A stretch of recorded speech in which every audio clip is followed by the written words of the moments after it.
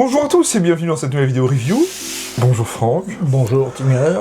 Donc pour la petite histoire, c'est la première fois qu'on fait une review ensemble. Tout à fait. Et donc aujourd'hui, sous vos yeux, vous voyez, on a le FAMAS F1 GBBR de chez Northeast Airsoft avec Gunpoint et Cybergun. Et donc cette réplique appartient donc à Franck qui est à côté de moi, à droite, que vous entendez aussi. Et donc eh bien, il m'a proposé de venir chez moi, qu'on fasse la review ensemble, parce que on se connaît depuis un petit temps maintenant. Ouais, de 3 ans. Franck s'est acheté le FAMAS F1 GBBR, donc le deuxième batch, il me semble. Oui. Donc là, on est en mai 2025, tu l'as commandé en mai... Là, non, mai 2024. Et tu l'as eu mi-mars. Et début mars. Si vous avez déjà vu la vidéo de Ding qui est sortie le 30 juin l'année dernière, vous avez déjà pu avoir un premier aperçu du FAMAS GBBR. Et bien aujourd'hui, on vous propose une nouvelle vidéo, histoire que je vous montre moi ce que j'en pense. Je vous cache pas que depuis qu'on a fait le test de tir, à cause de toi, j'ai envie d'en acheter un. On va commencer par un petit rappel historique des FAMAS Airsoft qu'on a sur le marché. On a les FAMAS AEG Cybergun. Oui. On a les FAMAS Marui qui sont les premiers. Oui. Qui est d'ailleurs très vieux avec le plastique qui grince de partout. Tu m'avais dit qu'il y a aussi les Spartan, je connaissais pas du tout. Spartan, qui a été une société qui a été mandatée par l'armée française pour faire le FAMAS Airsoft, qui devait servir normalement pour l'entraînement des forces françaises. D'accord. Au moment où l'armée française a décidé de s'équiper en HK 416. Donc ils en ont reçu un certain nombre et ils ont mis fin en partenariat, donc ce qui restait a été mis en vente aux particuliers et d'ailleurs j'ai pu faire l'acquisition d'un de ces FAMAS. D'accord, ok. T'as tout sauf les Marui, toi, c'est Voilà. ça? Je tiens à préciser aussi dans la vidéo parce que moi je n'ai pas d'expérience militaire, mais toi au contraire tu l'as eu. Tu as fait ton service et tu as même fait des OPEX. Ouais. Donc on va vraiment avoir une expérience d'ancien militaire avec ça, et c'est aussi pour ça que tu voulais le FAMAS GBBR, parce que ça rappelle les souvenirs, quoi. C'est le souvenir du FAMAS, quand on a connu le FAMAS et qu'on a travaillé avec, ça reste. Et puis, ça fait quand même des années qu'on parle d'un FAMAS GBBR et que tout le monde en rêvait. Et comme Ding l'avait expliqué dans sa vidéo au début, là où il y avait eu un projet autour d'une bière avec Gunpoint, eux avaient lancé le projet et avaient réussi à mettre à bien le projet finalement. Et aujourd'hui, on a bel et bien un FAMAS GBBR. Déjà, commençons par la boîte. On retrouve un peu les boîtes qu'on avait avec Cybergun encore avant, vous voyez. La grosse inscription Cyber, l'inscription Gunpoint DE parce que c'est eux qui font le projet en soi. Cybergun donne la licence, et c'est Northeast Airsoft qui la fabrique. Ouais. On a une belle illustration du FAMAS en bleu, blanc et rouge. La France. La France. On a l'inscription Northeast Airsoft juste ici, donc le fabricant. Eh bien, on va l'ouvrir. On avait déjà un premier packaging, j'ai envie de vous dire, et là on a le second. Donc ça s'ouvre comme ceci, et en gros on sort tout par le haut, c'est ça? Oui. On a déjà une feuille ici avec Cybergun Northeast qui a fait les tests, qui date du 15 septembre 2023. Donc on a une feuille d'instruction en français et en anglais pour, j'imagine, l'installation du bipied, de ce que ça a l'air d'être. Ok. On a bien sûr une pochette avec différentes choses, ça c'est vraiment très bien. On a en gros un patch FAMAS F1, voilà, très sympa d'ailleurs en PVC. On a une carte, j'imagine, pour la licence FAMAS des Cybergun. Le manuel, de toute façon, on va pas vous le montrer celui-là parce que de ce que j'ai compris, il est buggé, il est mal traduit. Et il est pas traduit, voilà. Et quand il est traduit, très mal traduit. Et on a réussi à avoir le manuel remodifié par Ding, qui avait fait la traduction, et qui, tu l'avais trouvé en PDF, c'est ça? En PDF, sur l'antre du dingo. D'accord, nickel, donc sur son blog. On a imprimé le manuel directement, donc si un jour vous achetez cette réplique, je vous conseille de télécharger le manuel PDF corrigé par Ding, parce que je pense que c'est mieux. Donc on a les deux tiges du bipied, on va ensuite installer sur la réplique, et la réplique et son chargeur emballé dans du plastique. Donc voici ici le chargeur de la réplique, chargeur en métal de 25 coups. On aura des toutes petites choses à dire dessus, mais mine de rien, on n'a été pas trop déçus. Et bien sûr, le meilleur, la réplique du FAMAS F1 GBBR de chez Northeast Airsoft avec Gunpoint et Cybergun. Enfin, on a le FAMAS GBBR sur la chaîne, et ça c'est vraiment très cool. On va installer le bipied, je vous laisse faire. Ouais, il s'installe comme le vrai, hein, c'est-à-dire que tu as le méplat en haut, D'accord. tu tires sur ton bipied. Il y a un ressort balèze, hein. Ah ouais, le ressort est balèze, en même temps tout est neuf, et il est en place. Et donc pareil pour l'autre côté, j'imagine. Donc voilà ce que ça donne une fois installé avec le bipied. Donc c'est vraiment très sympa, le bipied rabattu le long. Et on va installer le chargeur. Faut savoir une chose, c'est que Franck ici présent, donc déjà a précommandé la réplique il y a un an comme on vous l'a dit, il l'a reçu mi-mars, et jusqu'à aujourd'hui, il n'avait même pas tiré à vide avec, il avait dit que en gros on le ferait ici quoi. T'avais la primauté. Je suis content, c'est gentil de ça, mais putain mais t'aurais quand même dû t'en servir, merde. Non, quand je promets quelque chose, je tiens mes promesses. Tout de suite, je vous fais l'historique de l'arme réelle, je vous parle un petit peu de la réplique, et ensuite on enchaîne. Le FAMAS, désigné comme fusil d'assaut de 5,56 mm modèle F1 MAS, est un fusil d'assaut français de calibre 5,56 par 45 autant de type bullpup, initialement fabriqué par la manufacture d'armes de Saint-Étienne. Commandé et mis en service dans les années 1970 par l'armée française, le FAMAS répondait au désir d'une arme tactique puissante, d'encombrement réduit et qui soit également facile à utiliser et à entretenir. Remplaçant à la fois le fusil FSA MAS 1949-56 en calibre 7,5 et le pistolet mitrailleur MAT 49 en 9 mm Parabellum, le FAMAS supprimait ainsi la coexistence des deux armes au calibre différent. Alors comment est-ce que ça fonctionne? Eh bien c'est un GBBR, GBBR. Donc qu'est-ce que le GBBR? Ce sont des répliques qui fonctionnent au gaz, on met le gaz et les billes dans la réplique, on arme, on tire. L'avantage de cette réplique, c'est là on reproduit complètement le vrai, on a le mode semi, le mode burst de 3, le mode full, et tout cela mécanique avec l'effet de recul à chaque tir, le lever d'armement qui bouge, etc. Bref, on a tout un élément mobile, c'est ce qu'il y a de plus réaliste dans le monde de l'airsoft, c'est généralement pas le moins cher, loin de là. Donc GBBR veut dire Gas Blowback Rifle, tapez donc Airsoft GBBR sur Google et vous en trouverez plein de modèles. Alors pour le manuel de la réplique, comme on vous l'a dit, on va pas vous montrer le manuel qui est fourni dans la boîte parce que d'une, tu vas pas ouvrir le sachet, ce que je comprends parfaitement, de deux, il est mal traduit, et donc comme on vous l'a dit tout à l'heure, Ding sur son blog a traduit le manuel, donc on l'a retrouvé en PDF, et moi je l'ai imprimé pour l'occasion. Manuel corrigé pour Gunpoint par Ding Chavez. Voilà. On mettra le lien en description, bien sûr, parce que, pour rappel, Ding a déjà fait la vidéo, et il a même fait la review écrite qui est d'ailleurs très très bien, qui m'a bien aidé aussi pour préparer la vidéo, et qui m'a appris beaucoup de choses sur cette réplique. On a le sommaire avec les informations générales, enfin bref, c'est un manuel très très complet pour le coup, avec les caractéristiques. Je sais pas s'il y a un plan éclaté, il me semble que Ding en parle, mais ça doit être sur son site avec un lien, il me semble. Mais je crois pas que c'est dans le manuel en tout cas. Vous posez pas la question, téléchargez le manuel PDF sur le site de Ding, et lisez-le, parce qu'il y a beaucoup de choses intéressantes à savoir, et c'est très important, surtout que si on a la chance d'avoir un manuel papier, autant en profiter. Les marquages de la réplique, mon cher Franck, parce qu'il y en a, hein, il faut le préciser, ils sont pas 100% réalistes. Non. Ok, bon, c'est justement pour ça que je te disais, tu vas m'aider, parce que moi je n'ai jamais manipulé de vrai. Déjà les marquages, la plupart sont gravés en creux dans le matériau, on a quelques marquages qui sont à la peinture blanche, est-ce que c'était comme ça sur le vrai? Normalement, il devait être à la peinture blanche, mais vu les années et comment c'était utilisé, c'était pas mal effacé. Alors déjà ici, sur le flanc droit, on retrouve le marquage gravé, FAMAS 556 F1, avec un numéro de série qui est unique à chaque réplique. Et donc là sur la réplique, on a le marquage de chaque côté pour le côté ambidextre, à l'avant également ici, donc là, on est sur la rafale illimitée, et là on est sur la rafale de 3, donc le mode burst en gros. C'est ici qu'on ira faire le sélecteur, on verra ça après. On a des marquages ici, sur le flanc droit, un numéro 1, tir en coup par coup. Coup par coup. Voilà. Du côté gauche, on a le R pour le mode rafale. Et vous avez également la graduation du lance-grenade, et bien sûr le canon ici. C'est gravé en creux, c'est vraiment très très bien fait je trouve. On a aucun marquage sur le chargeur, que ce soit sur les flancs, ou même en dessous. On n'a pas 36 000 marquages, mais est-ce que le vrai FAMAS en avait tant que ça déjà? Non. Ouais, c'était pas un truc où il y avait vraiment des trucs de partout. Non, non. Beaucoup moins que sur le 416F, hein, j'imagine. Oui.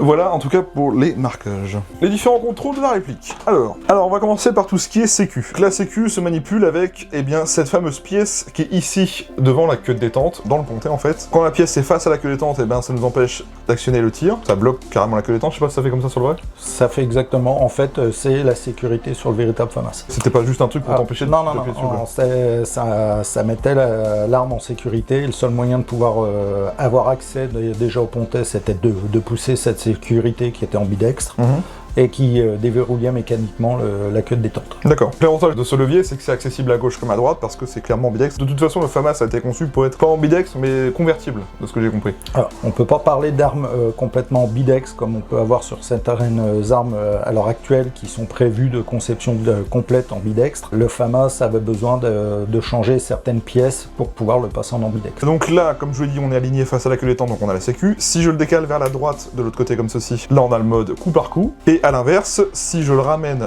de l'opposé, là on passe en mode rafale. Et ensuite, c'est à vous d'aller choisir ce que vous voulez en rafale illimitée ou rafale de 3, sur la réplique en tout cas. Ça va se passer ici avec ce petit sélecteur. Lorsqu'on l'aligne avec le 0, eh bien on est sur la rafale illimitée. Et si on le tourne à l'inverse, et qu'on l'aligne avec le 3, on est sur la rafale de 3. C'est comme ça que ça fonctionne sur la réplique. Alors sur le vrai, c'était pas comme ça de ce que j'ai compris? Alors, sur le vrai, en fait, le sélecteur de cadence de tir se faisait à l'arrière de la réplique, hein, comme tu as manipulé, mais on avait les 3 modes de tir qui étaient directement sur ce boîtier. D'accord. Donc voilà déjà un peu une différence par rapport au vrai modèle. Ensuite, si on va à l'arrière, on a une crosse qui est fixe, qui n'est pas réglable, mais une crosse qui est mine de rien bien foutue. De toute façon, c'est un bullpup. Donc ben, forcément, c'est pas quelque chose de réglable généralement. Je crois qu'il y a même aucun bullpup qui est réglable. Non. Voilà. Donc comme ça c'est réglé. Sur la crosse, notez qu'on a des passages pour la bretelle, ici en acier et une autre au même niveau de l'autre côté ici. Sinon je crois que c'est tout, après ça se fixe directement sur le bipied il me semble. Le bipied. Voilà. Alors à l'arrière on a les 16 points comme sur le vrai FAMAS, donc c'est des petits points qui agrippent hein, j'imagine.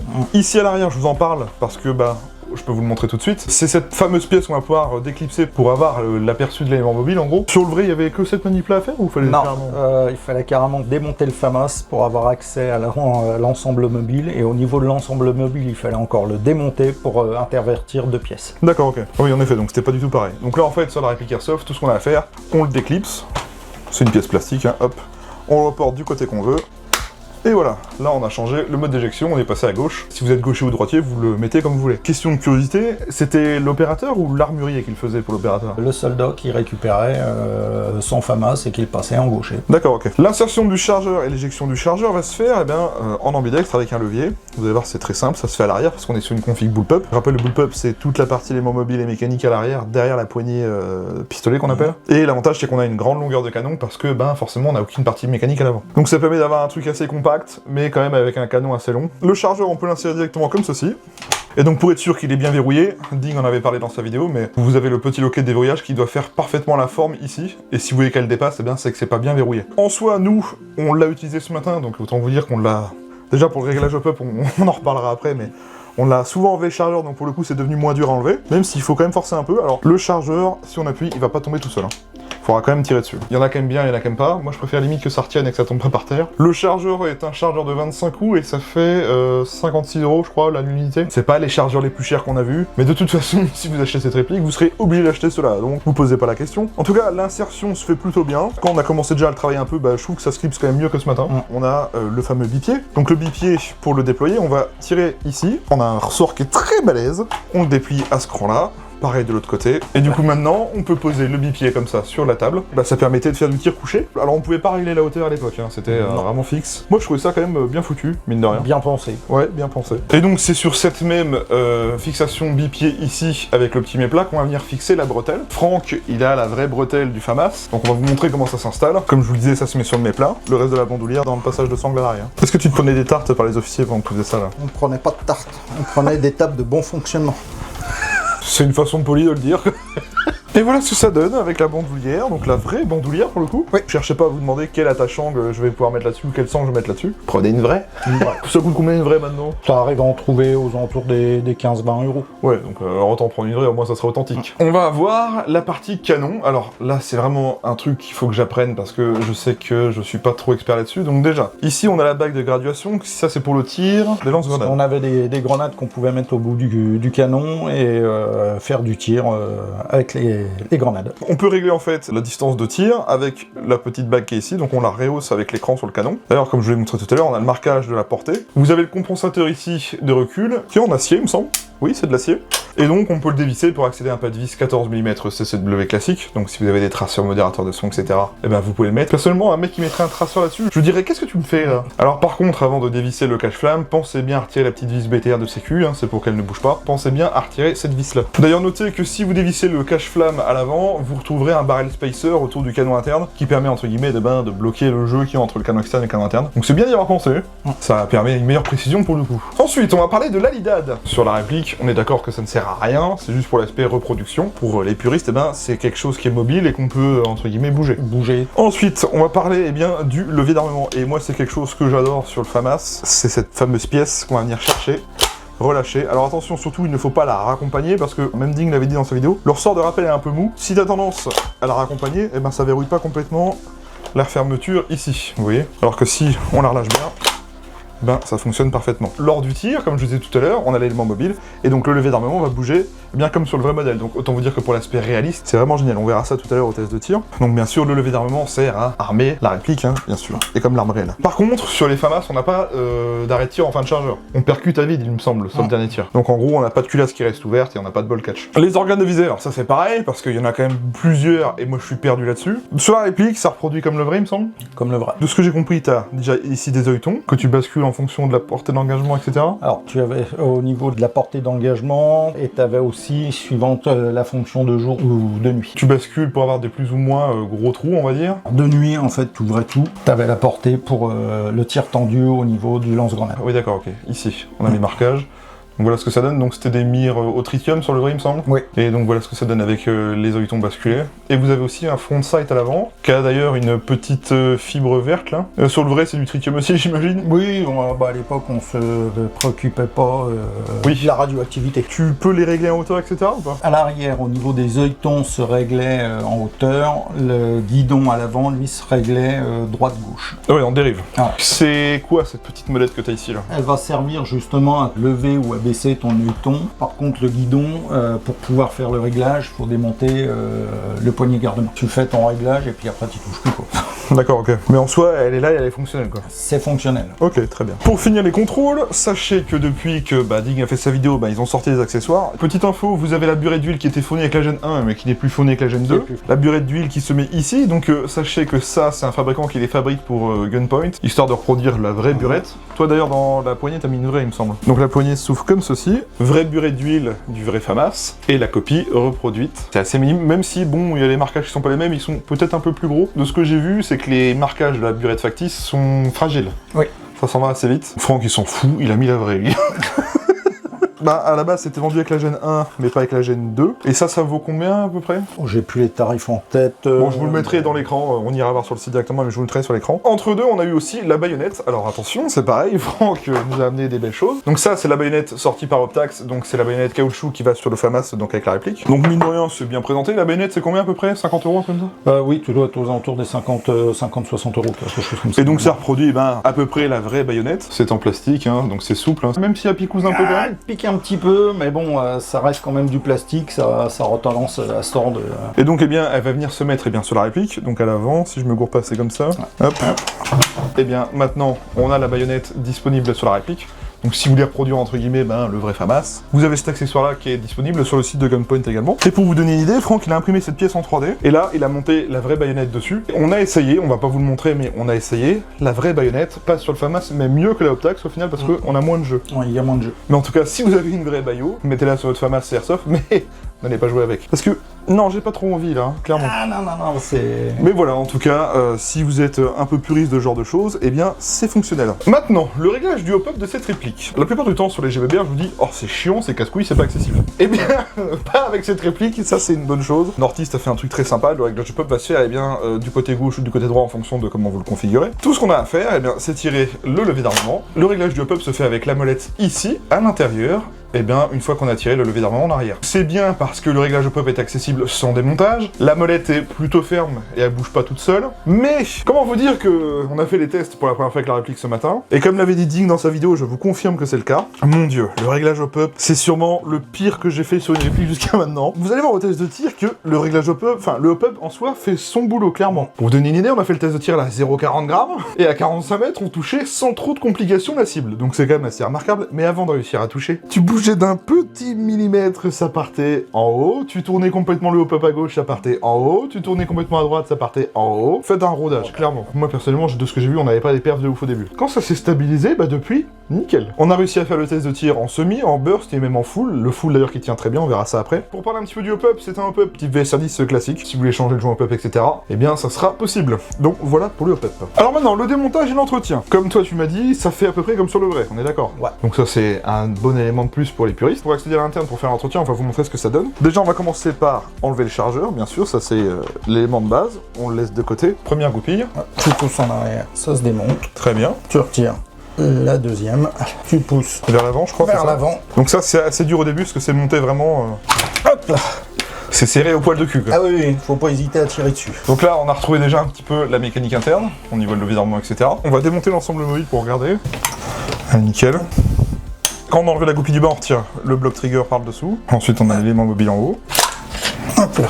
Donc là on a l'élément mobile, on l'avait lubrifié avant de faire le test de tir, donc vous voyez la goupille reste solidaire à l'élément mobile, et on retrouve le nozzle qui est juste ici, donc nozzle hop, on a lubrifié ce matin, et on avait lubrifié toute cette partie là aussi parce qu'elle coulisse bien dans le rail qu'on va vous montrer tout à l'heure. C'est comme ça qu'on accède bien au nozzle. Sachez d'ailleurs que la réplique est vendue avec plusieurs nozzles, toi t'avais choisi la version 1,6 joules. 1,6. On a une version à 0,5, on a une version à 1 joule. Il y a une version qui devrait sortir en 2 joules, un peu plus de 2 joules. Ouais, c'est ça ce que j'avais vu aussi. À l'heure actuelle, bon, on peut toujours pas acheter les nozzles de rechange si on veut changer la puissance, mais quand vous l'achetez sur le site de Gunpoint, vous pouvez déjà choisir la puissance que vous voulez. Faites attention, il faut pas prendre la version allemande parce qu'elle est bloquée en semi, donc faut bien prendre la version classique pour le reste de l'Europe, donc pour nous exactement. Voici le bloc marteau, et bien c'est en acier, donc c'est renforcé, ça c'est bien. L'élément mobile, lui, il est en aluminium. Nous on a lubrifié également la partie interne ici, là où coulisse tout l'élément mobile, tout simplement. Donc la première fois que vous recevez la réplique, faites quand même un premier entretien. On trouvait que ça coulissait bien, mais c'était quand même un peu sec, je trouve. Ouais. Autre pièce qui est en acier au niveau de l'interne, c'est la fameuse traraglerie de la queue détente. Alors il me semble que si on la manipule, eh bien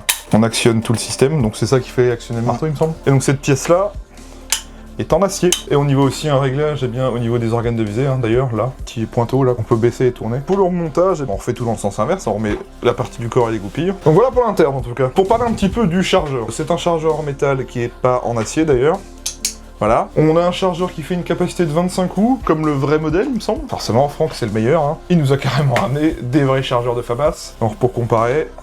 Ah, c'est pas la même taille. Donc à gauche, on a le chargeur de la réplique, à droite, on a le chargeur du vrai FAMAS. Au niveau gabarit, par contre, c'est très bien respecté. Hein. Chargeur de 25 coups, et on a également un système d'arrêt de tir qui est dessus. Par contre, c'est un peu dommage. Ning en avait parlé dans sa review. À ce niveau-là, on a un petit trou qui permet d'insérer une vis BTR. Une vis BTR M2,5 par 6. Donc autant vous dire que c'est dommage qu'il l'ait pas mis dans la boîte, honnêtement. Ça aurait permis de pouvoir faire des tests de tir à vide. La valve de percussion est cachée ici, on la voit là. C'est une première, parce que d'habitude, on a un gros truc rond bien visible. Qui sort bien. Ouais, et là, c'est assez discret, et la valve d'insertion du gaz est ici. Donc elle n'est pas en dessous, donc c'est un peu plus réaliste au moins. Ça permettra d'avoir une belle reproduction parce que ça sera caché. Les chargeurs, comme on l'a dit tout à l'heure, ils sont au prix de 55,95 €, il me semble, donc ça se fait à peu près 56 €. C'est pas les chargeurs les plus chers de GBR que j'ai vus. De toute façon, comme je vous l'ai dit, si vous voulez absolument cette réplique avec des chargeurs, vous êtes obligé d'acheter les chargeurs d'origine. On va se faire le test de tir. Alors comme cette réplique, on n'a pas le système qui permet de faire le test de tir à vide, comme je vous l'ai expliqué avec la vis BTR. Alors pour parler un peu de la queue des temps, je trouve que on a quand même un faux mur, comme tu le dis, avant le tir. Est-ce que tu trouves que toi, elle gratte déjà? Moi, je trouve pas. Non.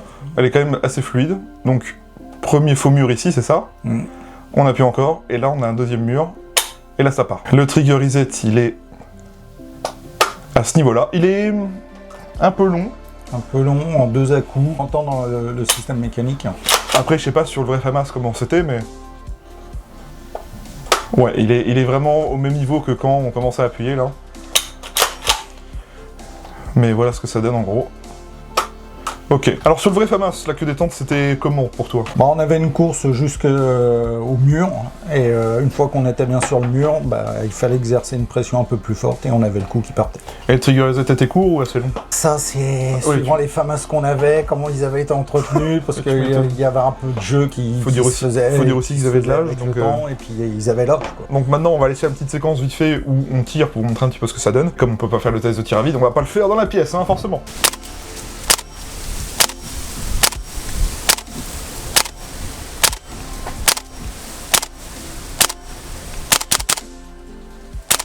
Pour parler de la finition et des matériaux, je crois que pour moi c'est l'un des meilleurs points de la réplique. Parce que pour toi qui as déjà eu un vrai FAMAS dans les mains, tu me diras que c'est la plus belle réplique des FAMAS jusqu'à maintenant. Pour moi c'est, de toutes celles que j'ai, c'est la plus belle. La réplique est majoritairement avec du plastique, on a des pièces acier en interne, on a de l'aluminium aussi, on a quand même beaucoup de plastique sur l'externe. Pour parler des pièces métalliques, on va commencer par les pièces acier. On a le canon externe, le compensateur, les bipieds, le pontet, la queue de détente, les attaches sangles sont en acier, nickel. La tige du levier d'armement est en acier. Puis de l'autre côté, évidemment, on va avoir tout ce qui est visserie goupille, hein, forcément. Et sinon, pour le reste, on a un plastique que je trouve perso de très bonne qualité. Très bonne qualité. C'est un plastique polymère avec un renforcement en fibre de verre, de ce que j'ai compris. Pour moi, le plus beau plastique que je trouve sur le FAMAS, c'est le dessous. C'est un des reproches sur presque tous les FAMAS que j'ai, qu'on n'arrive pas à retrouver ce côté du vrai. Et là, on approche de quelque chose. Maintenant, à voir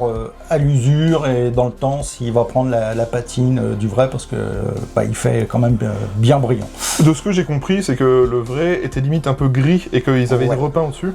Et là, on a un plastique noir qui est brillant, certes, mais moi je le trouve très beau comme ça en fait, parce que ça fait un mélange. En fait, on a un plastique certes noir mais qui est un peu plus clair, et là on a un plastique d'un noir brillant profond. Moi je trouve que ça ressort bien, alors comme tu dis, on verra ce que ça donne avec la patine. En tout cas, je trouve que les matériaux sont vraiment de très bonne qualité, les plastiques font vraiment pas cheap. Hein. C'est pas le vieux plastique qui plie quand on appuie dessus, sauf sur cette partie-là. Là, quand on appuie un peu dessus, on voit que ça bouge, mais ça reste quand même pas souple non plus. L'assemblage, mine de rien, moi j'ai rien à dire, je constate aucun jeu nulle part, ça grince pas comme le Marley forcément. Il y a des légers jeux, mais bon, c'est assemblé par de la goupille, donc il y a toujours des jeux de tolérance, on va dire. Donc pour moi, c'est clairement très propre. Est-ce que tu donnerais un point négatif à la finition? Non. Toi, t'as rien à dire dessus? Non, rien à dire. Moi, je valide totalement ce choix parce que j'ai rien constaté de choquant, honnêtement. C'est vraiment bien reproduit, donc bon point à Gunpoint Northeast. On va maintenant parler des caractéristiques techniques de la réplique. Alors, il s'agit d'une réplique de calibre 6 mm à propulsion gaz, disposant des modes de tir sécurité, semi, burst 3 et full automatique. Franck a pris le modèle à 1,6 joules, donc la réplique est annoncée à 1,6 joules, soit à peu près 420 fps. Elle fait une longueur fixe de 757 mm, la longueur de son canon interne est de 480 mm, c'est un diamètre de 6.0 1,03 mm d'origine. Elle pèse 3500 grammes. Elle dispose d'un pas de vis 14 mm CCW. Elle dispose pas de rail tactique Picatinny ni M-Block d'origine. Son chargeur est de 25 billes en métal. Il est fabriqué en aluminium et polymère. Elle dispose du hop-up réglable. Elle dispose bel et bien du blowback. Elle est fabriquée en polymère renforcé de fibres de verre, acier et aluminium. Elle est de couleur noire et c'est fabriqué par Northeast Airsoft pour Gunpoint via Cybergun avec la licence du FAMAS. Voilà. Bon et bien écoutez, on a fait je pense le tour de la réplique. On va aller faire le test chronie, le test de tir et le test d'autonomie et on se retrouve juste après pour la conclusion.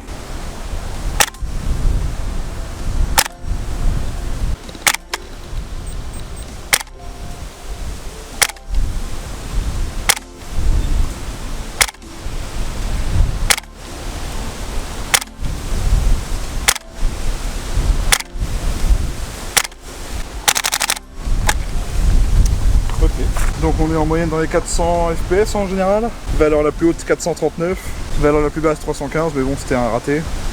Et on a une cadence de 12 bisecondes en full. Test de tir du FAMAS F1 GBBR Northeast Airsoft Gunpoint Cybergun.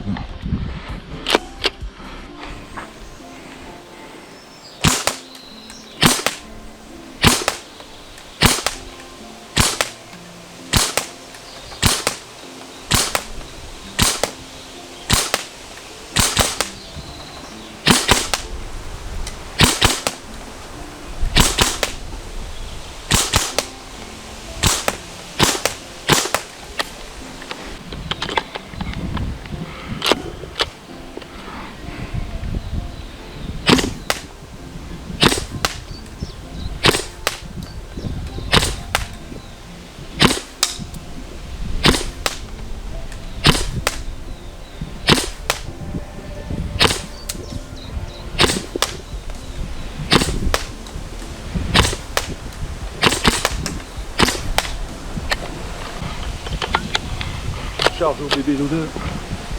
Ça se trouve t'en mettre plus dans le train.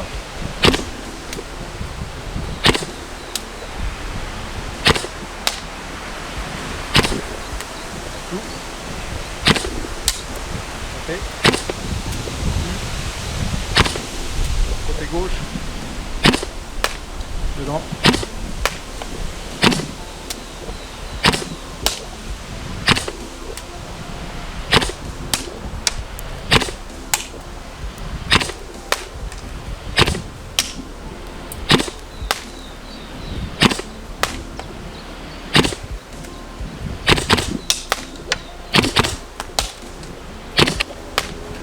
Franchement il se démerde bien.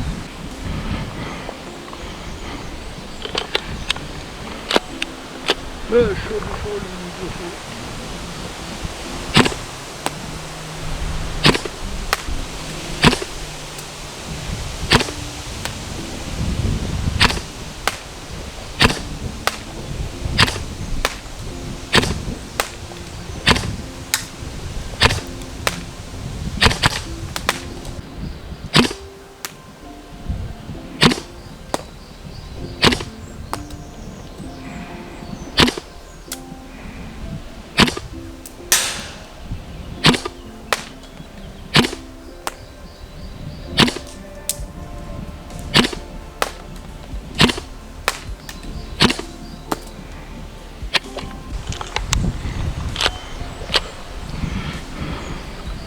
Donc je mets le sélecteur avant sur le mode rafale et je bascule sur le burst de 3.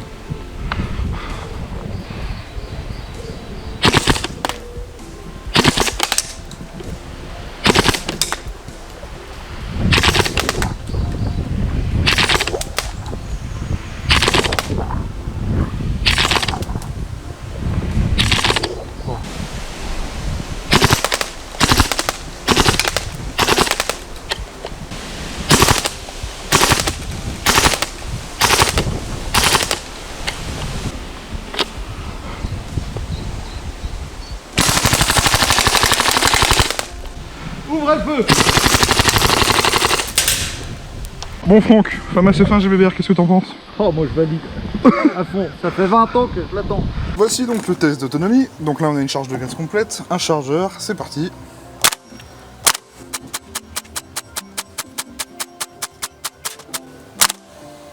Premier chargeur vide, deuxième chargeur.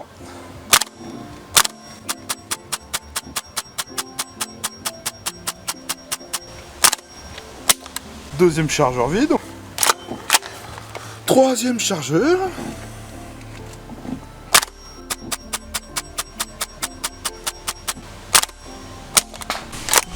Quatrième chargeur.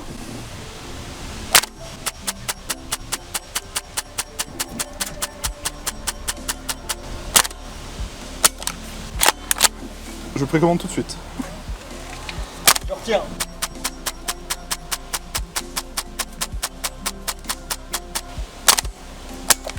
Oh putain!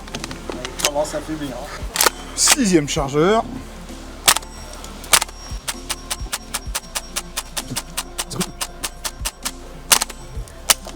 Putain, mais arrête, c'est une blague! De ce matin, ça repose quand on augmente la capacité du chargeur. Ah. Bon, là, je les propulse plus. Bon, alors, j'ai du mal à y croire moi-même, mais on vient de faire 6 chargeurs sans faire une charge de gaz. Là, les billes sont plus propulsées. Donc 6 chargeurs x 25, ça fait combien ça, Franck? 150. On vient de tirer 150 billes avec une charge de gaz. Peut-être que le test d'autonomie a été faussé parce qu'on a peut-être pas mis les 25 billes à chaque fois, je sais pas. En tout cas, si c'est vraiment sa capacité réelle, et ben putain, il est vraiment très bon.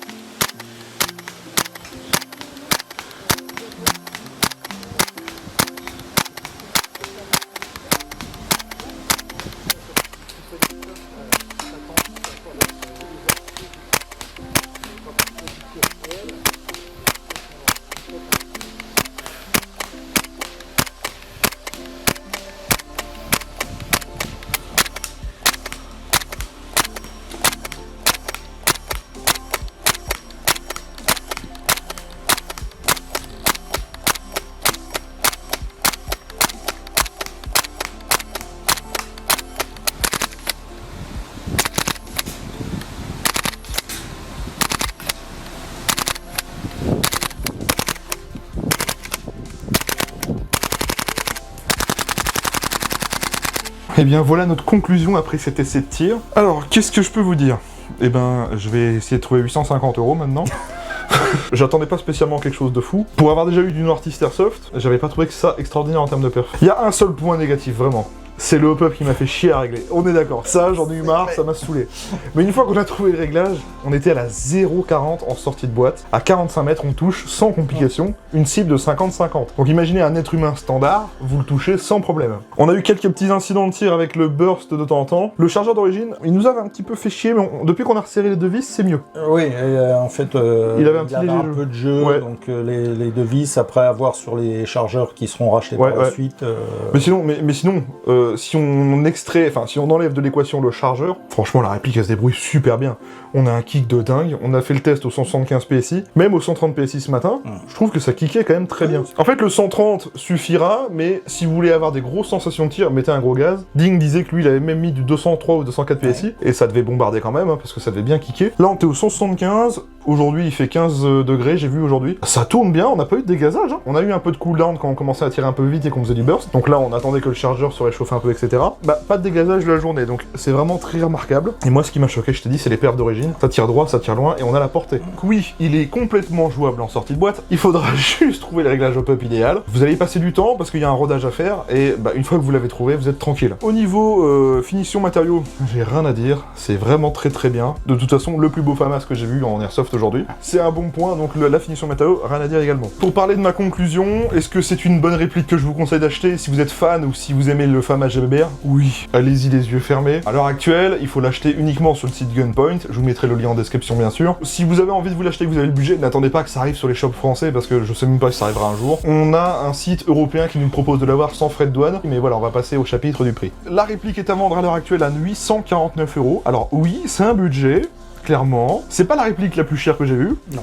Parce que si on prend l'exemple, le HK 417 Next Gen Marui, c'est facilement 850-860 balles, je crois. Donc au final, on s'y retrouve. Sauf que là, on a vraiment quelque chose d'unique parce que enfin, on a un FAMAS GBBR, donc avec des sensations de tir comme le vrai, avec des manipulations comme le vrai, une excellente conception, une super fabrication. Moi, je trouve que ça les vaut largement. Et puis après, il faut quand même préciser que derrière, il y a tout un projet. Hein. Il y a la conception, il y a la fabrication, il y a les licences aussi qu'on paye, forcément. De toute façon, vous posez pas la question. Si vous voulez cette réplique, vous êtes forcément obligé de sortir ce tel budget. Après, maintenant, j'ai envie de vous dire, oui, c'est de l'argent, ça fait cher. Chacun a des loisirs différents, et les loisirs, ça coûte généralement cher. Hein. Pour la qualité du produit, pour la rareté, on n'en parle même pas puisque c'est le seul.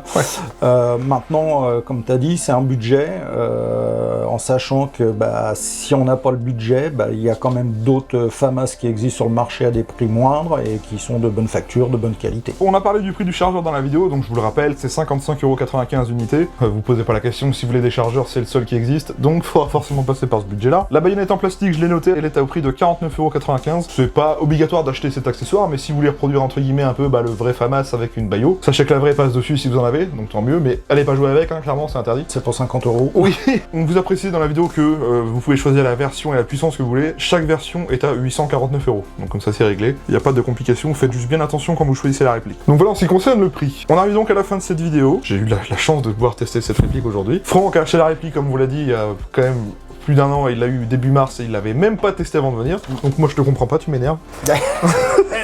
Quand on donne une parole, on la tient. Enfin je dis ça, mais il y a des trucs là-dedans derrière toi que j'ai toujours pas mis sur le terrain, donc bon. Toi et moi je pense qu'on est un peu collectionneurs aussi, hein, faut... Ouais, pour avoir 4 FAMAS, il y a un moment, il y a une collectionnite aussi. Donc voilà, en tout cas moi j'aimerais te remercier personnellement de m'avoir permis de pouvoir faire cette review sur la chaîne. Franck et moi on va pas se le cacher, à la base on s'est rencontrés par rapport à YouTube. Pour la petite histoire, Franck c'est celui qui m'a racheté ma 249 Minimi, vous savez la batteuse bien vénère que Vink m'avait montrée. On s'est un peu rencontrés avec ça et on s'était vu une fois à une porte ouverte. C'est même pas un abonné, c'est un ami hein, clairement. Ouais. Pour qu'il vienne chez moi, c'est quand même quelque chose. En tout cas, voilà, merci vraiment à toi de m'avoir permis de tester ça. Bah écoute, ça a été avec plaisir. Je suis pas militaire, comme je te dis, ou même ancien militaire, mais je suis très fan du FAMAS. J'aime beaucoup notre fusil, notre ancien fusil, parce que c'est quand même une fierté pour nous, honnêtement, je trouve. Tout le monde n'aime pas le FAMAS, moi je l'adore, je l'ai eu dans des jeux vidéo, etc. Donc vraiment, c'était un plaisir de pouvoir tester enfin un FAMAS GBBR. Le dernier FAMAS que j'avais fait sur la chaîne, pour te dire, c'était un FAMAS AEG, et il y a bien 4 ans que je l'ai fait, donc ça faisait plaisir de pouvoir en faire un autre. Moi, de mon côté, je vous rappelle que vous pouvez soutenir la chaîne en utilisant les liens affiliés qui sont dans la description. Si jamais vous avez envie de soutenir gratuitement la chaîne sans débourser 1€ de votre poche, en choisissant un des liens en dessous et en faisant une commande, vous soutenez la chaîne. C'est ce qu'il y a de mieux à faire à l'heure actuelle, donc merci à tous les gens qui le font et merci à ceux qui le feront plus tard. Je vous invite donc également à venir vous abonner à ma chaîne YouTube, pensez à activer la cloche et les notifications, c'est grâce à cela que vous voyez quand je sors que je programme une nouvelle vidéo. C'est gratuit, cliquez juste sur s'abonner et activer la cloche à côté. J'ai eu également plusieurs réseaux sociaux, Facebook, X et Instagram, c'est du contenu bonus en plus du YouTube. Si ça vous dit, les liens sont en description, c'est gratuit, ça vous permettra d'avoir des petites stories exclues comme avec ce FAMAS par exemple. Si la vidéo vous a plu, n'hésitez pas à liker, commenter et partager cette vidéo. Dites-moi si vous possédez cette réplique, est-ce que vous aimeriez la voir, est-ce que vous en êtes fan, est-ce que vous aimez le FAMAS, est-ce que vous êtes fier du FAMAS? La partie commentaire est faite pour ça, on répond à tout le monde. Profitez-en, j'aimerais vraiment avoir votre avis là-dessus. En tout cas, voilà, j'ai été très content moi de vous la présenter. Sur ce, la vidéo est dès à présent terminée, merci à ceux qui l'ont regardé en live, merci à ceux qui la regarderont plus tard, encore merci à toi Franck. Bah merci à toi de m'avoir accueilli. Mais de rien. Et donc, sur ce, je vous souhaite à tous une bonne fin de journée, un bon week-end, prenez soin de vous, portez-vous bien, et à très vite pour d'autres vidéos.